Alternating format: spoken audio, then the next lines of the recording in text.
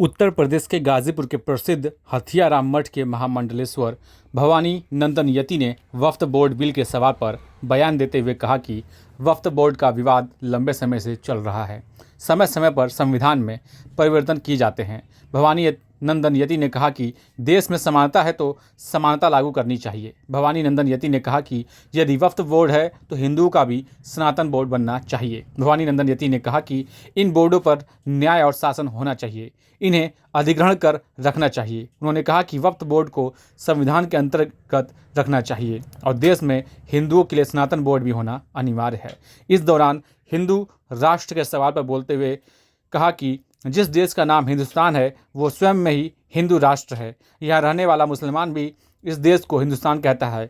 Military और police में जो मुसलमान है वो भी जय हिंद कहता है। भवानी यति नंदन ने कहा कि मैं भारत माता को महान राष्ट्र के रूप में होने का सपना देखता हूँ। महान राष्ट्र के लिए इसकी इकोनॉमी बहुत मजबूत होनी चाहिए। उन्होंने कहा कि सरकार को वक्फ बोर्ड सनातन बोर्ड को दरकिनार कर युवाओं को रोजगार देना चाहिए। बाबा, आज जो है वक्फ बोर्ड बिल पेश हो रहा है संसद में। ऐसे में इस बिल को लेकर साधु संत क्या सोचते हैं, क्या पास होना चाहिए या नहीं? वक्फ बोर्ड का विवाद काफी दिनों से चल रहा है। देश आज़ादी से जो व्यवस्था बना दी गई वो अब तक चलती रही। समय समय पर संविधान में भी परिवर्तन किए जाते हैं। मैं वक्फ बोर्ड का विरोध तो नहीं करता, मगर एक बात जरूर करता हूँ, देश में समानता है तो समानता लागू होनी चाहिए। अगर वक्फ बोर्ड है तो फिर हिंदुओं का भी कोई बोर्ड बनना चाहिए, सनातन बोर्ड होना चाहिए, सनातन बोर्ड होना चाहिए। और साथ ही साथ इन बोर्ड के ऊपर न्याय है चाहे शासन है, इसका भी ये अधिग्रहण करके उसे रखना चाहिए। व्यक्तिगत रूप से इतनी बड़ी बड़ी संपत्तियों पर अधिकार करके फिर आज़ादी दिखाई नहीं देती, संविधान दिखाई नहीं देता। लिहाजा संवैधानिक रूप से वक्फ बोर्ड को संविधान के अंतर्गत करना चाहिए और समय समय पर जब अधिग्रहण की आवश्यकता हो तो सरकार को करना चाहिए। संत समाज संत बोर्ड की मांग करेगा सर? बिल्कुल, मैं व्यक्तिगत रूप से सनातन बोर्ड का समर्थक हूँ, क्योंकि राष्ट्र भारत सनातन धर्मावलंबियों का और धर्म मजहब के आधार पर देश के बंटवारे का सब्जेक्ट हम लोगों ने पढ़ा है।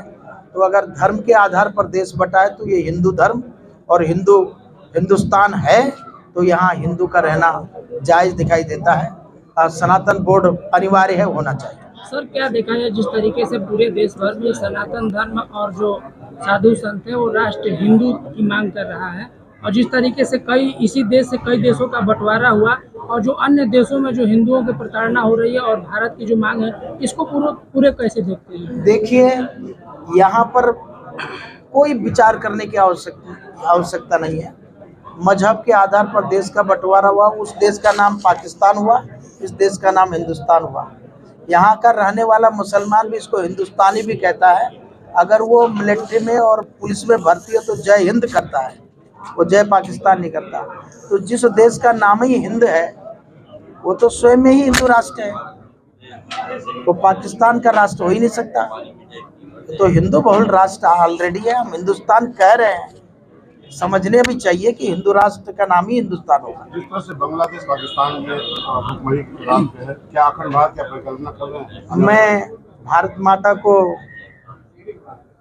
महान राष्ट्र के रूप में सपना देखा करता हूं कि भारत महान राष्ट्र बने, इसकी इकोनॉमी बहुत अच्छी पोजीशन में हो, यहाँ पर रोजगार हो, यहाँ का हर पढ़ा लिखा नौजवान बेरोजगारी की बीमारी से दूर हो जाए, रोजगार परक हो जाए भारत।